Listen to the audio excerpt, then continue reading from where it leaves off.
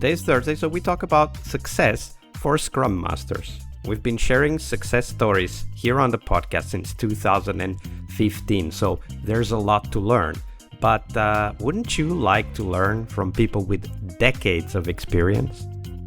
Well, don't worry, we've got you covered. The Scrum Master Toolbox podcast launched Tips from the Trenches, the Scrum Master edition audiobook. That's version 2 now out. There are 13 audio interviews, 3 hours of audio with Scrum Masters that have decades of experience. We've got Mike Cohn, Linda Rising, Lisa Crispin, Christopher Avery, Emily Weber, myself, your podcast host, Yves Hanoul, the editor of the original Tips from the Trenches ebook, also available with the audiobook. Altogether, 13 super experienced Scrum Masters. To learn more, visit bit.ly/audiotips2. That's bit.ly/AUDIOTIPS and the numeral 2 at the end, all lowercase, all one word. So one more time, that's bit.ly/audiotips2 to learn more. And now, on to today's show. Hello, everybody. Today is Thursday, Success Thursday here on the podcast. And we have with us today John Albrecht. Hi, John. Welcome back. Hi, Vasco. Thank you. Thanks for having me. Absolutely. So, John, on Thursdays, we focus on success so that, we may learn a lot from what other people consider a successful outcome for our work. But first, let's start with one of the tools we most use to try to reach that successful outcome, which is, of course, the retrospective. So, John, what's your favorite retrospective format and why? My favorite format is one I've invented. It's a little game I invented, and it came out of a team that was sort of overcommitting and had quite a lot of Scrum butts. And it's called Scrum Builders, my little game. And I use it with teams and people within the wider organization to help them see how they're acting and sort of see how the effects of the wider system can affect how they're acting within that. But yeah, I love playing it with folks because it really gets people to think about commitment, slack. It gets teams to think about rushing and quality. So it really kind of covers lots of different parts of what I think Agile is. And yeah, it seems to sort of stick with folks.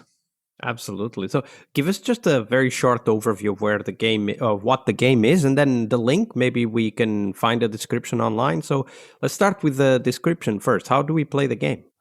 Okay. So, I've got 6 cards. You've got 6 cards and you lay them out on a canvas, or if you're in person, you put the cards out on a desk and you ask the folks there, would you like to play a game? And often folks are more competitive, say yes. So this game works especially well with people of that nature, and maybe folks in a program management project role. They really take to this game. They're really keen to play it. So you get a group of folks who are really engaged, really keen to play the game. You lay out these different cards on the table and you pose the question. You say you're getting some building work done at your house, and you've got these 6 teams. And these 6 teams are Scrum Builders. They build using Scrum. You've got some reviews, some outcomes that these teams produce. And you'd like the team here to rank them, those teams, in order of the one you'd like most working on your house to the ones you'd like least working on your house. So the teams are Team Banana, Team Carrot, Team Kiwi, Team Apple, Team Blueberry, and Team Cherry. So there's one team under promises and over delivers what customers need. Another team delivers exactly as promised. Another team under promise, over deliver, including extra things the team think are most valuable. Another team delivers and stops and goes home early. Another team over promises and delivers some of it and the bits they prefer to do it. So you'll ask the group to order those teams in the order that they want most to least, and remind them that they're Scrum teams. So you're paying them for a fixed amount of work, a week's worth of work. And then the team go away and they have lots of conversations about whether is it better to sort of have what you exactly need. Is it better? And they come up with an order, and the order is usually quite interesting. And then you ask questions, the order and why they've chose those questions.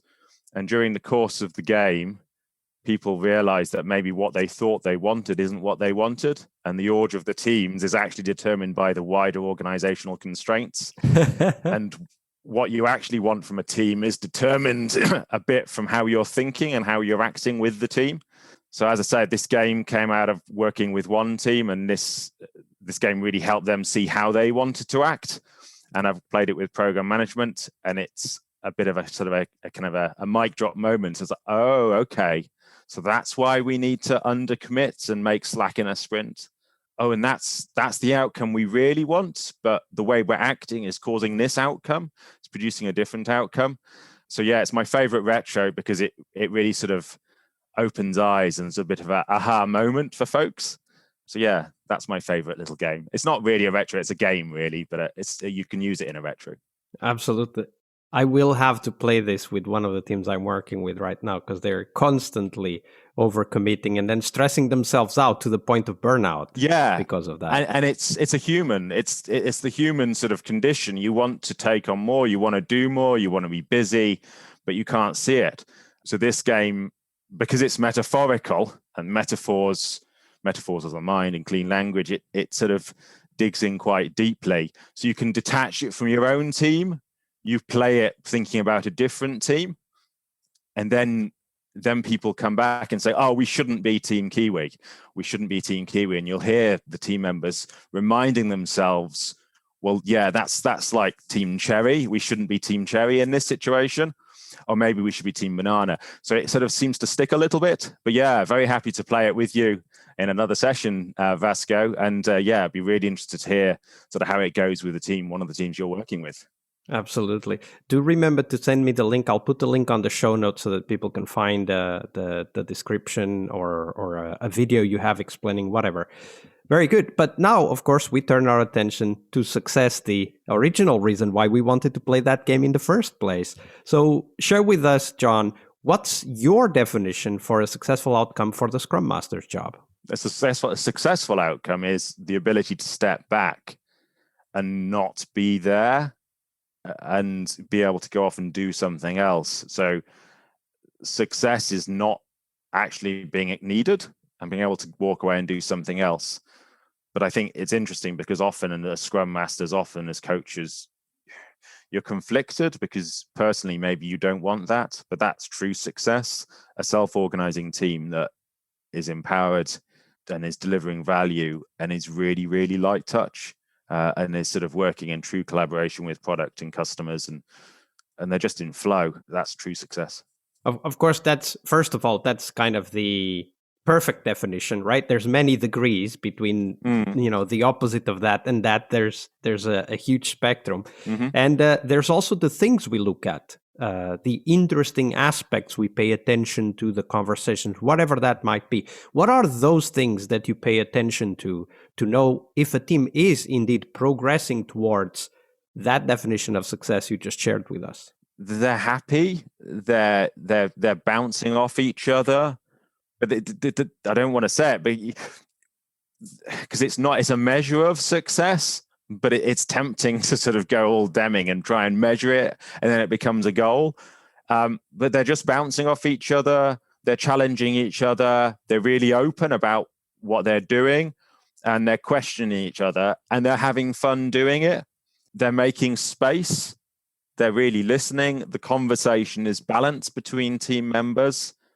A few folks are working together on one thing. A few folks are working on another thing together, and then they bounce around and move it around. And they're having fun delivering value, and they know the things that they're building are useful and valuable. But the steps on the way is that feeling and the noise and the sound of team coming together and getting through things and understanding each other. The other side is when teams are siloed and individuals, and they're not doing that, and it's just about doing the work, and it's just I'm doing this, and it's slow, and it's not in flow. But yeah, you're right. It's a grayscale from locked up individuals who are struggling to collaborate and struggling with dependencies outside of the team to that team that's really over it and sort of just delivering and sort of in flow and getting things out that people need. Absolutely. Well, what are the sensors you use to assess all of these things that you just described? I think my classic sensor, which I've used for over 10 years now, and I can't use anymore, is the noise. When a team's getting there, it's almost like there's a crescendo of sound that happens through a day. So it'll sort of be quiet, and then it'll rise as people pair, and then it'll go quiet again. And it's like this, like kind of it's like up and down, and the noise level changes throughout the day, up, down, up, down, up, down, and it goes in a wave, and the team seems to be in that wave. And I think that is a sign that a team's getting to a really good place, because they're allocating time for themselves to focus, and then they're coming together and they're focusing and coming together. It's almost like throughout the day they're inspecting, adapting. It's like a throbbing heartbeat almost. And that's a great thing. And I've joked it'd be nice to have like to measure that. You'd nice to have like measure the sound, but you can't do that anymore. But that's I think that's a key measure. The noise. Yeah, and I guess you mean we can't do that because we're all remote thanks to COVID right now. Exactly. Yeah, and it's there are massive benefits to remote working, and I think we're lucky in technology to be able to do that. But yeah, you miss that sense of team and noise.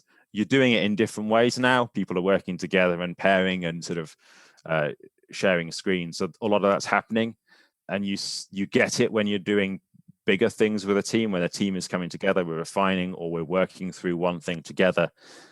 But it's not like a group of people sat around a table working through something to get to an outcome. It's a bit different.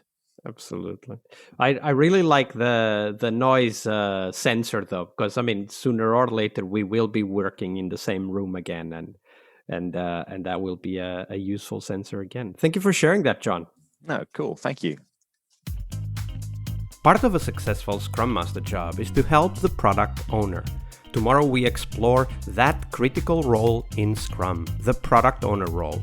Tune in to learn about product owner anti-patterns, what you can do to help the product owner, and a real-life example of what a great product owner is and what made it so. Tomorrow on our Friday Product Owner episode.